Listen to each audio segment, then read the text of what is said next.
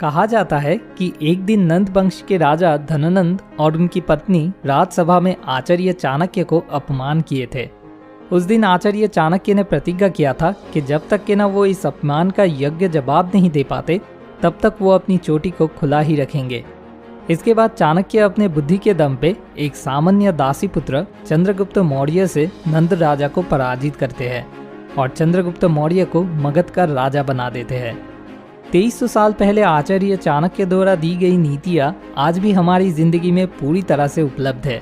उनका दिया हुआ नीति इतना ही प्रैक्टिकल है कि आज भी इंडिया के साथ साथ और भी कई देश विदेशी संपर्क स्थापना के मामले में आचार्य चाणक्य के दिए हुए नीतियों का अनुसरण करता है। तो आज इस वीडियो में मैं उन सारे नीतियों में से टॉप 10 ऐसे नीति आपके साथ शेयर करूंगा जो अगर आप अपनी जीवन में प्रयोग करते हो तो चंद्रगुप्त मौर्य की तरह ही आपकी जिंदगी भी बदल जाएगी। चाणक्य नीति 1, अगर गलतियों से सीखना है तो दूसरों की गलतियों से सीखे। अपने ही ऊपर प्रयोग करके सीखने से आपकी आयु कम पड़ेगी। आग में हाथ डालने से हाथ जलता है, ये जानने के लिए खुद आग में हाथ डालने की कोई ज़रूरत नहीं है। हम दूसरों की गलती से भी वो सीख सकते हैं। एक मूर्ख व्यक्ति सिर्फ अपनी की गई गलतियों से सीखता है, लेकिन एक चालाक व्यक्ति बस अपनी ही नहीं बल्कि दूसरों की गई गलतियों से भी सीखता रहता है। चाणक्य नीति 2, हर मित्रता के पीछे कोई ना कोई स्वार्थ जरूर होता है। ऐसी कोई मित्रता नहीं जिसमें स्वार्थ ना हो, ये कड़वा सच है। ये स्वार्थ धन दौलत से शुरू करके बस साथ पाके लोनलीनेस दूर करना तक भी हो सकता है। चाणक्य बताते हैं कि चाहे छोटा हो या बड़ा, लेकिन हर दोस्ती के पीछे कोई ना कोई स्वार्थ जरूर छुपा हुआ रहता है और उस छुपी हुई स्वार्थ को अगर हम अंदाज़ा लगा पाए तो जाहिर सी बात है एक दोस्त के नाते सामने वाला हमसे क्या एक्सपेक्ट करता है वो हमें ज़्यादा अच्छे से पता चल पाएगा, जिससे हम अपनी रिलेशनशिप को अच्छे से मैनेज कर पाएंगे। चाणक्य नीति 3, काम चाहे छोटा हो या बड़ा हो, एक बार हाथ में लेने के बाद उसे कभी नहीं छोड़ना चाहिए। अपनी लगन और सामर्थ्य से उस काम को पूरा करना चाहिए, जैसे शेर अपने पकड़े हुए शिकार को कभी नहीं छोड़ता। कोई काम शुरू करने से पहले एक बार नहीं 100 बार सोचिए, लेकिन एक बार उस काम को करना शुरू कर देने के बाद फेलियर के डर से उस काम को करना बंद कर देने से आपका सिर्फ और सिर्फ नुकसान होगा, क्योंकि अब तक उस काम में आप ऑलरेडी जो पैसा, समय और मेहनत लगा चुके हो वो सब बेकार हो जाएगा। इससे आपके अंदर अफसोस दिखाई देने लगेगा। लेकिन अगर आप अपनी लगन और समझ से उस काम को पूरा करें और फिर उस काम में आप अगर फेल भी हो जाते हो तो आपके अंदर कोई अफसोस दिखाई नहीं देगा, क्योंकि आपने अपनी तरफ से पूरी कोशिश की है और आपको बहुत कुछ सीखने को भी मिलेगा। चाणक्य नीति 4, संतोष से बड़ा कोई आनंद नहीं है, कोई भी बीमारी लालच से बड़ी नहीं है और दया से बड़ी कोई पुण्य नहीं है। लाइफ में अगर सब कुछ हो लेकिन फिर भी कोई अपने लाइफ से सैटिस्फाइड ना हो तो वो व्यक्ति कभी भी खुश नहीं रह पाता। लालच एक ऐसी बीमारी है जो समय के साथ साथ बहुत ही तेजी से बढ़ने लगता है और ये बीमारी इंसान की लाइफ को बेवजह कॉम्प्लिकेटेड बनाने लगती है। और दया एक ऐसी चीज है जो प्यार के दूत की तरह काम करती है, इसलिए इससे बड़ी कोई पुण्य नहीं है, ऐसा मानना था आचार्य चाणक्य का। चाणक्य नीति 5, शिक्षा सबसे अच्छी मित्र है। एक शिक्षित व्यक्ति हर जगह सम्मान पाता है। शिक्षा सौंदर्य और यौवन को परास्त कर देती है। चाणक्य बताते हैं कि इस दुनिया में सौंदर्य और यौवन 2 सबसे शक्तिशाली चीज है जो किसी भी इंसान को मोहमुक्त कर सकता है। लेकिन इससे बड़ी जो शक्ति है वो है शिक्षा या ज्ञान। शिक्षा ही इंसान को अंधेरा से उजाले की तरफ ले जाता है।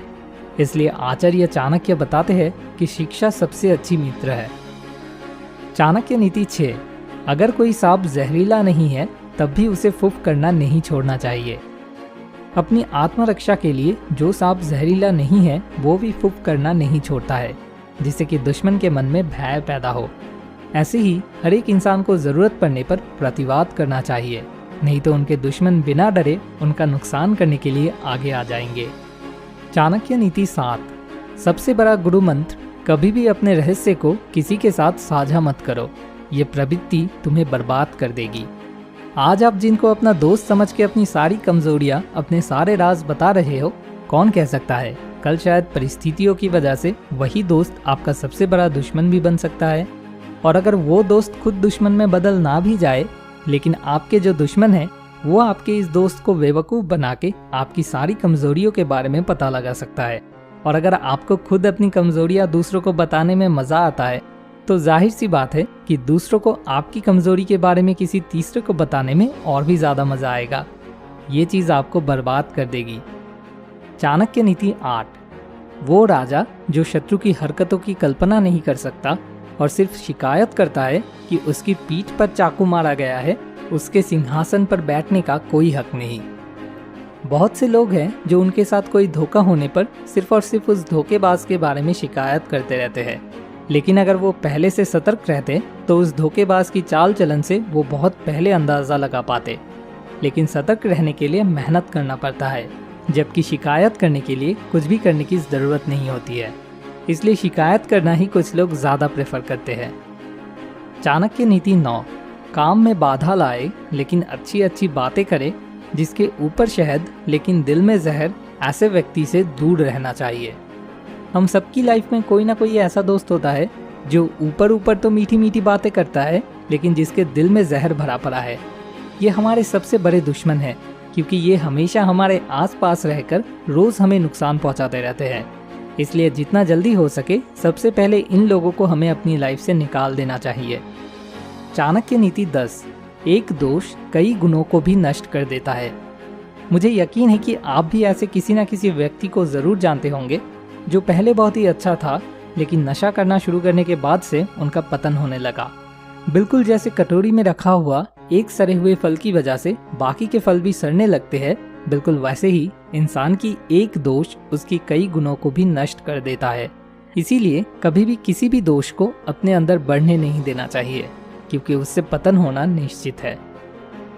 मैं उम्मीद करता हूँ आचार्य चाणक्य के द्वारा दी गई इन नीतियों को आज से ही आप अपने जीवन में प्रयोग करना शुरू करोगे, और इससे आपके जीवन में कोई बदलाव आया या नहीं वो मुझे कमेंट करके ज़रूर बताना। अगर आप और भी डिटेल्स में चाणक्य नीति के बारे में जानना चाहते हो तो नीचे डिस्क्रिप्शन में दिए हुए लिंक से जाकर हिंदी भाषा में लिखा हुआ चाणक्य नीति बुक खरीद सकते हो। अब बारी है मोस्ट मोटिवेटिंग कमेंट की। सौरभ, आपको बहुत बहुत शुक्रिया इतना बढ़िया एक फीडबैक के लिए। हमें उम्मीद है कि आप ऐसे ही हमेशा हमारे साथ रहेंगे। अगला वीडियो अगले रविवार ठीक शाम 6:30 बजे। Thanks for watching. More wisdom, more solution, better life.